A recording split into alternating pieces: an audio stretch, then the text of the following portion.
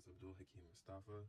I am a graduate student in the social work program, and today I would like to share with you some issues about the intellectual and developmental disabilities population and their experiences with trauma.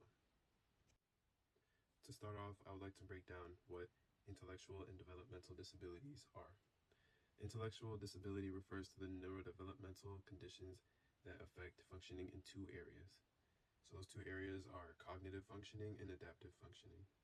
Cognitive functioning refers to learning, problem solving, and judgment, while adaptive functioning refers to activities of daily life, such as communication skills and social participation. Developmental disabilities are a group of conditions due to an impairment in physical, learning, language, and behavioral areas. These conditions begin during the child's developmental period, and they may impact day-to-day functioning and usually last through a person's lifetime. Most developmental disabilities begin before a baby is born, but some can happen after birth because of injury, infection, or other factors such as trauma. I'd like to note that most of the time to be diagnosed in intellectual and developmental disabilities, that will happen before the age of 18, and in some cases before the age of 22. So together, IDD is the term often used to describe situations in which intellectual disability and other disabilities are present. As you can see to the right of the screen, I took an excerpt from an article online. It states that it might be helpful to think about IDDs in terms of body parts or systems they affect or how they occur. For example, the nervous system, where the brain, spinal cord, and nervous system functions are affected by intelligence. You can see it by symptoms of intelligence and learning. Sensory systems, where sight, hearing, touch, taste, and smell are affected. Metabolism, where that shows, symptoms for energy and growth are affected. And then degenerative, where you can see developmental milestones over time, but then as time moves on, these skills that were gained start to degenerate and you lose those skills. Next, I would like to share with you what trauma is. So trauma is an emotional response to a terrible event like an accident, crime, natural disaster, physical or emotional abuse, neglect, experiencing or witnessing violence, death of a loved one, war, and more. Immediately after the event, shock and denial are typical, while longer-term reactions include unpredictable emotions, flashbacks, strained relationships, and even physical symptoms like headaches or nausea. In the mental health field, big T trauma is generally related to a life-threatening event or situation. This could be a natural disaster, a violent crime, a school shooting, or a serious car accident. And acute symptoms of trauma are such as death of a parent, and that's a part of a big T trauma definition. So chronic, ongoing trauma, such as repeated abuse, can also qualify as big T trauma. While little trauma, not that, mental health professionals are degrading or belittling any sort of trauma. This is just a differential factor to sort of distinguish the two. So little T trauma refers to events that typically don't involve violence or disaster, but do create significant distress. So for young adults, that could be like a small trauma, maybe like a breakup, the death of a pet, losing a job, or getting bullied or being rejected by a friend group. Now that we know what intellectual and developmental disabilities are, along with what trauma looks like, now I'd like to share with you what trauma looks like in the intellectual and developmental disabilities population versus the general population. So I have some stats for you. People with IDD may be 3 to 6 times more likely than the general population to be abused or neglected. And 65% of children with IDD and mental health conditions experienced at least one potentially traumatic event. Finally, upwards of 70% of people with IDD experienced at least one traumatic event during their lifetime.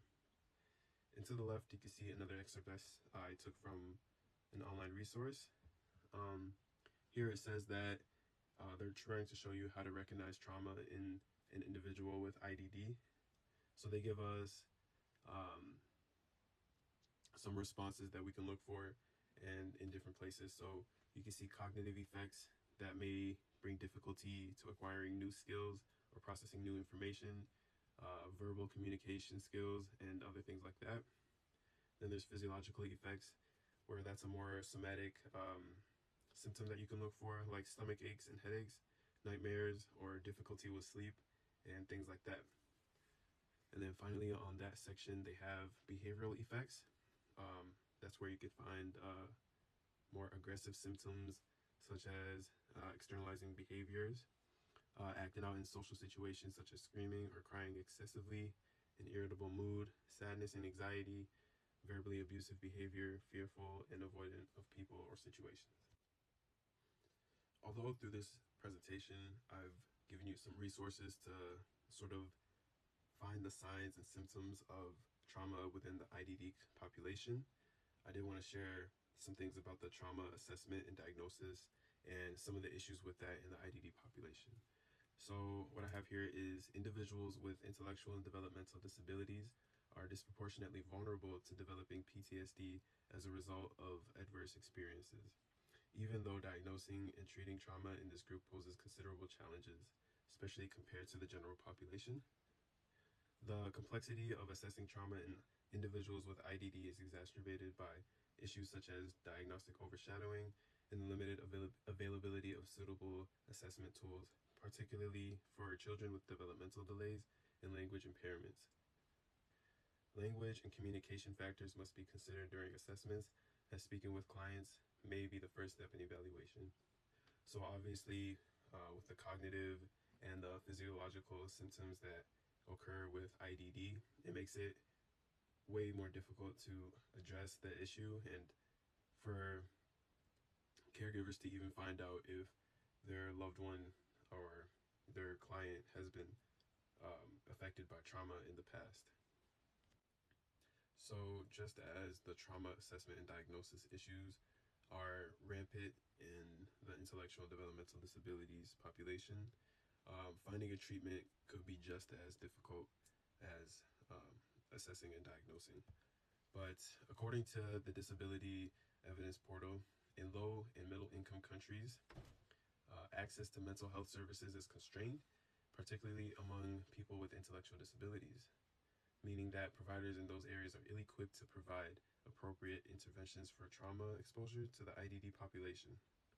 However, many sources make the argument that involving the entire care team in the awareness of the prevention or treatment of trauma in the IDD community is the most effective route to take, costly and generally. For example, taking a more naturalistic way of intervention like child-parent psychotherapy. With that being said, I wanted to touch a little bit more on the topic of child-parent psychotherapy, or CPP, and its relevancy to the IDD population, especially in the younger IDD population who may have seen a traumatic experience. So child-parent psychotherapy is a relationship-based intervention model for young children aged from birth to 5 years of age who have experienced a traumatic event and or experiencing mental health, attachment, and or behavioral problems. This modality usually consists of sessions wherein the primary caregiver or their parent and the child are given prompts to play and engage in spontaneous child-parent interactions. This is for the parent to achieve an understanding of the child's developmental and emotional meaning of the child's behavior, which will then allow the parent to productively address the maladaptive behaviors in developmentally appropriate ways. The caregiver also learns to configure a joint trauma narrative of the traumatic events.